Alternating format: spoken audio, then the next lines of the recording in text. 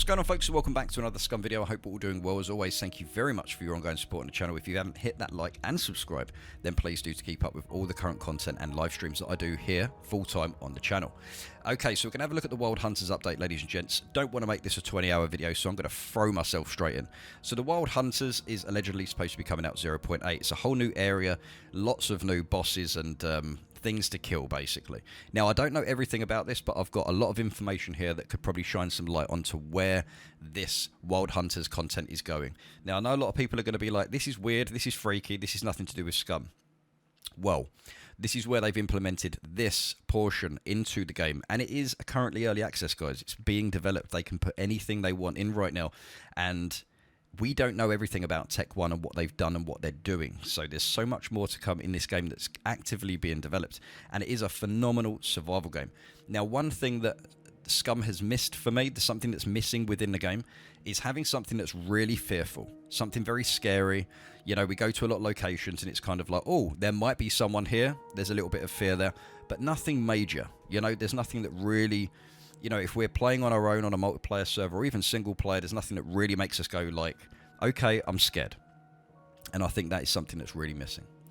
So with the Wild Hunters update, ladies and gents, I'm going to go through some things and I'm going to show you some juicy images straight after. But this is hopefully going to give us some information and some and shine some light on where this is going and what this is supposed to be. Okay, so let's have a look at the history. The story behind these creatures is grim and sad. Before the island was turned into a TV show, citizens were dwelling there, a common folk. The company not only took their jobs, but also did everything to push them off the island. Nobody realised what was going on. The company's operatives poisoned water and food sources, which caused many people to get ill and die from cancer. Yes, I know that does sound a bit shocking. However, some of them survived and were claimed to be dead by the company itself. Their burials were staged and the company took them deep underground in the hidden facilities to study their immune system, which turned out to be resilient, even some serious diseases like cancer. Kids and women were mostly testing subjects and were seldom exposed to different experiments, which included drugs, cocktails, synthetic hormones and radiation to provoke their immune system. The purpose was to create the serum capable of restoring the body from almost any type of disease or physical damage. The company soon got results and Phoenix Tears were created. An experimental secret military-grade injectable. It provides rapid and instantaneous stabilization and recovery of any and all injuries at once, perhaps even death. Rare as a snowflake touching down in hell. Now, there should be a picture here of the Phoenix Tears. I'm not going to go into that, which we all know Phoenix Tears is awesome. So we've got another bit of information here, the hatching chambers. As you can see, everything else is blurred. So guys, I'm just trying to give you what we have. The hatching chambers.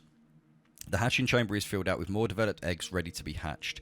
They are placed in the middle of the passageway, while walls are usually filled with bits or pieces of meat hanging or being attached. Sometimes hunters attach live prisoners that are eventually eaten to death by newborn hunter babies. So what if we get caught by one of these and hung and our squad mates have to come and save us? Or something like that. That would be cool. These passages surround the Queen's chambers like spiderwebs. They are narrow, just a few meters wide, circular and filled with eggs.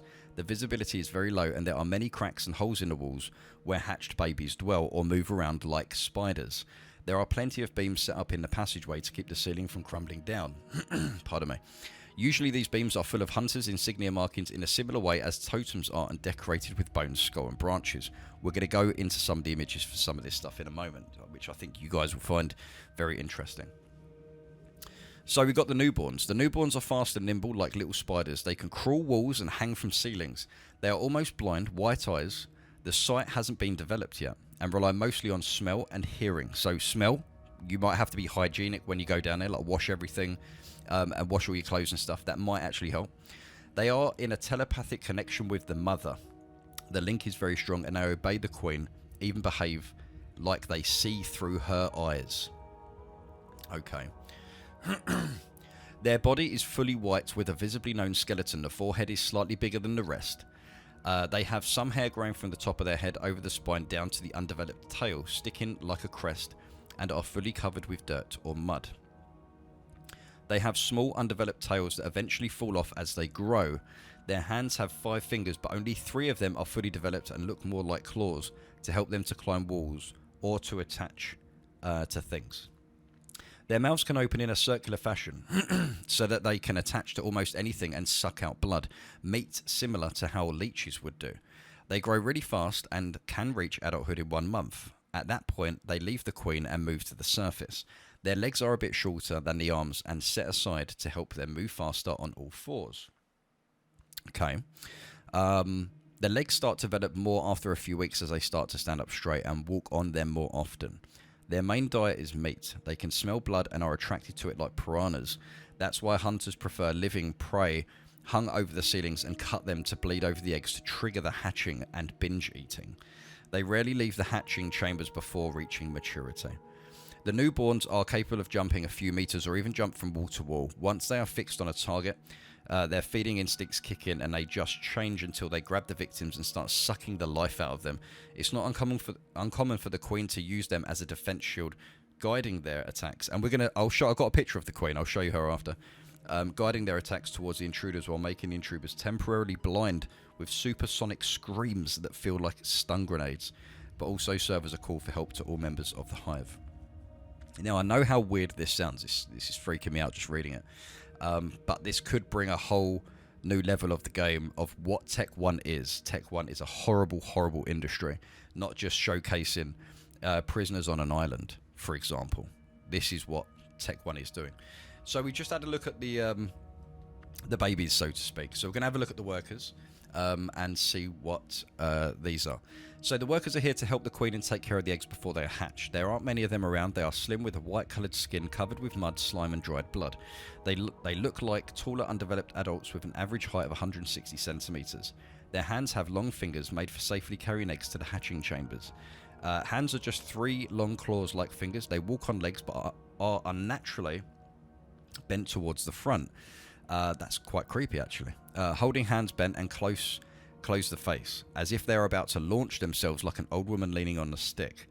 Their head is an average size with no eyes, ears, hair or anything. The only thing they have are very small circular mouths that are used for feeding from sucking the mother's milk. The workers are fully blind. Being developed from the sterilised newborns, they don't have any reproductive organs. Their bodies are far from fragile and they can sustain a lot of damage. The queen commands them fully using her psychic powers. Sometimes they are sacrificed as food to feed the newborns.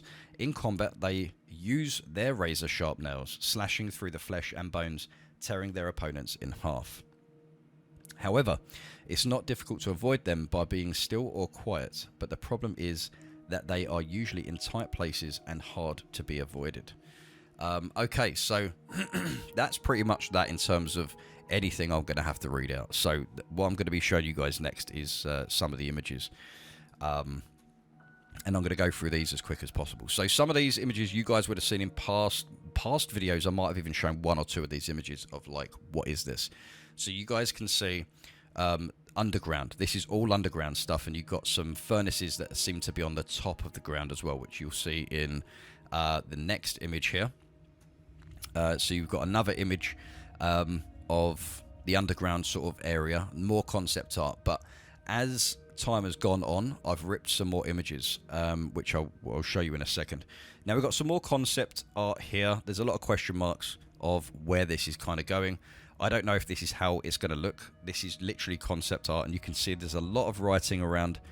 You can pause the video, zoom in if you like to see what a lot of this says. I'm not going to go into it here, otherwise we will be 20 hours into the video. But you can see how some of this looks. It's just weird.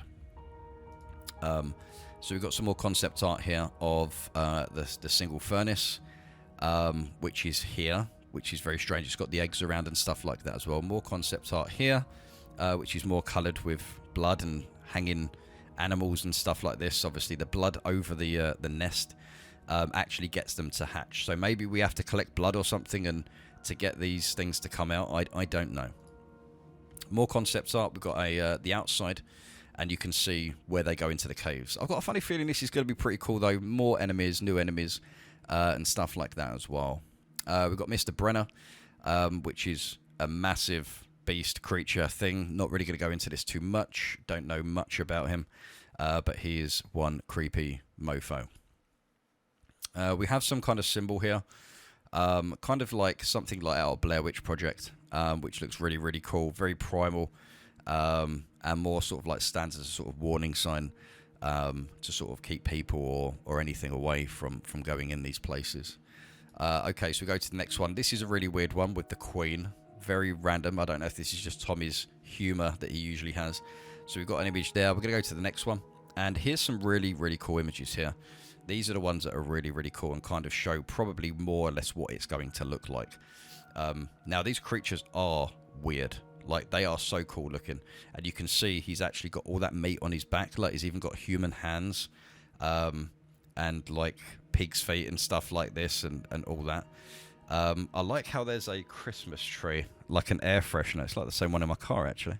But you can see just... It's going to be strange, but I think it's going to work out quite nicely, I'll be honest with you. And here's one of the smaller creatures as well, holding a piece of meat there. Obviously, you can see they've just got no eyes, no developments or anything like that at all. They've got no reproductive organs and stuff. Very, very creepy looking indeed. Definitely wouldn't want that coming at you. And finally, not finally, sorry. Here's an image here of the Queen. So this Queen, Tech 1 experiment, subject number 36. Subject number 36 shows how many... Is this like how many different creatures are down here? I don't know. Hashtag 36 anyway. So you can see we've got the Queen, we've got the eyes. She does look part spider. Okay? I didn't think spiders were going to be a thing of this, like a part of this. But she does look part spider with the eyes. And you can see the Queen can turn... into a spider. I'm guessing so, because you've got a spider there, and then you've got the Queen on the left-hand side, the top left. So this is the Queen. You can pause it here to have a look if you wish, but we'll move on to the next images. So you can see some of the warriors here, and I don't understand why they've always got these. I'm not sure. I'm trying to zoom in. It says SCUM. Bunda? I don't know what that says. Something SCUM. But you can see like the pins through the legs and stuff like that. You can see the skulls in the bag. So you don't want to get killed by one of these because they will take your body and they will go and use it for these nest things. It does sound strange. So you can see these more primal, another primal character here. A hunter. He's obviously an archer. He's got a throwing axe. He's got a snake that's coming down from his shoulder as well. So you can see that obviously that snake's going to bite and could potentially poison. So I'm guessing poison is going to be a thing as well, which I think it will be eventually, poison. I think that is going to be coming in. Now, even though there's so much with the metabolism and everything, ladies and gents, it's not like necessarily you're going to have these issues all the time. If you put yourself in a dangerous situation, you get poisoned, then you're going to have a poison injury. You know, it's like with a trench foot. It's like you'll never get trench foot if you don't get your feet wet. So, you know, it's kind of one thing at a time, unless you're very unlucky. And finally, we've got this guy here. The tires. Look at that. Look at the tire for a weapon. Like, what the... That's crazy. And he's got his axe there. And you can see all of his primal paint on him and stuff like that as well. And his claws on his feet. Right, ladies and gents. That is literally what I wanted to show you with the Wild Hunters. So, allegedly, this is coming out on 0.8. Nothing is set in stone. We are supposed to be having a... I am supposed to be having a Q&A in the next couple of weeks, 2 or 3 weeks. We're organising it with both of the co-founders of the game to talk about the future and stuff like that, which will be very interesting. So thank you very much for hanging out. This is all the information I have. If you want to ask questions and speak about it in chat, I know there's probably going to be a lot of people saying, oh, I'm not really sure if I'm liking this and stuff like this. But like, if you look at Tech 1, before Tech 1 took this land, what Tech 1 did is they pushed everyone on that land before they used it for their TV show. They pushed them underground.